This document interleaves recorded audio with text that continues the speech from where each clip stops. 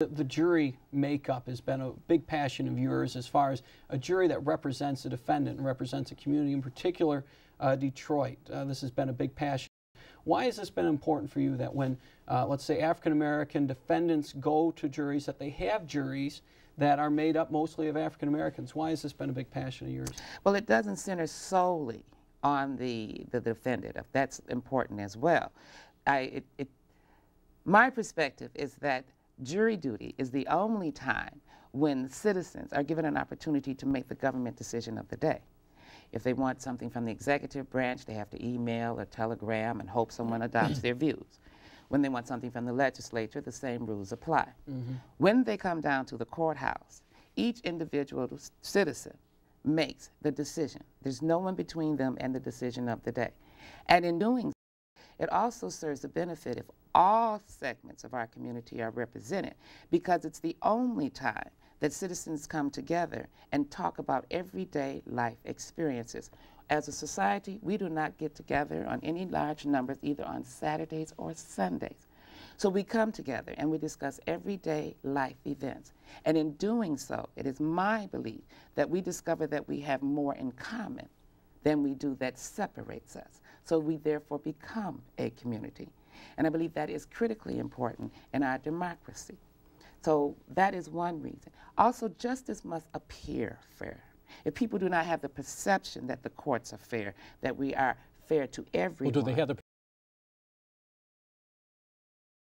that the Supreme Court is fair? Well, depends on who you ask. Well, I'm asking you. Well, I'm saying by survey, there's a large populace that says in your mind, I mean, I think there's changes that need to be made. But you're not willing to say they're unfair. I am willing to say that I do not agree with their decisions. I do not think that they reach a balance that serves the best interest of between what? The common man versus I adopt the philosophy that the law is designed to serve the benefit of the common man. And this court is too sympathetic to special interests. I would think larger businesses, larger corporations, and not all to the extent that it serves the common man and the common Well, give us good. an example here. Give us an example where the Supreme Court has taken away rights of the common man.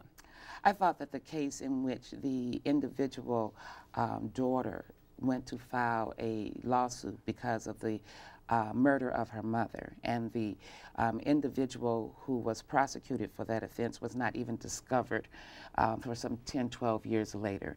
And historically, the law has always been that you have a certain time frame from when an injury occurred or within time you discovered who caused the injury. And so for hundreds of years, you could file within a certain time frame, 2 years.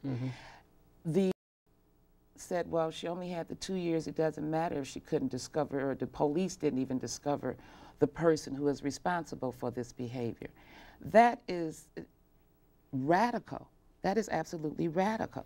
You are limiting access to the court.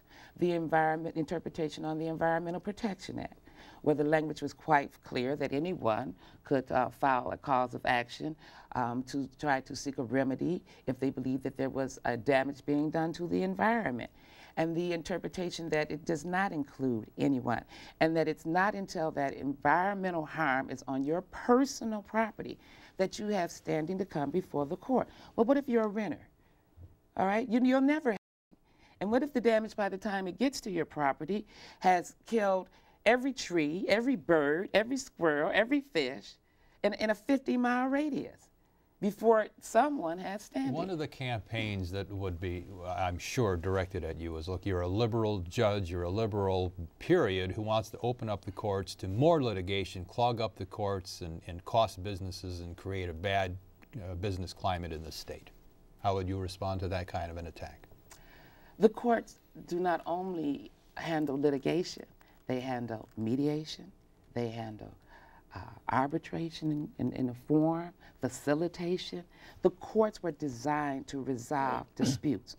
Because you close the courthouse doors is not going to end disagreements between human beings. There has to be a peaceful forum in which people can go in order to get a resolution of their disputes. So if you want to make facilitation more available, if you want to make mediation more available, if you want to use the courts in order to provide that, wonderful. Wonderful. Otherwise, people are still going to settle their disputes. Your Honor, they're just not going to do so peacefully. You've been criticized in the past for not hearing cases quickly enough and for not moving quickly enough in your court to dispose of cases. How do you answer that? Under the years of the Engler administration, a rule was placed into effect where all criminal cases were to be resolved within 92 days of the arraignment. And historically, speedy trials 180 days. So we have, in effect, cut that in half.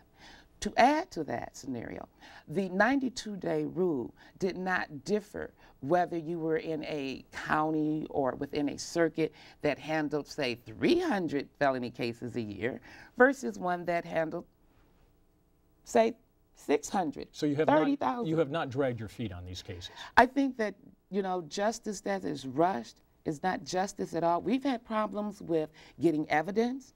We've had evidence reports that have been filed in several of the same Quickly, cases. has anybody filed any complaints with you, the Judicial Tenure Commission or the Attorney Grievance? Since I first sought the Supreme Court, I have had several complaints filed. Have you been against guilty me. of any wrongdoing? I have been sanctioned for taking off for illness. I have been If the illness was legit, why were you sanctioned? I didn't give them enough notice that I was going to be ill. I've got to get out of here. I'm sure we'll continue this conversation after I say goodnight. Thanks, Your Honor, for being with us on the Thank program. you for having Also, me. our thanks to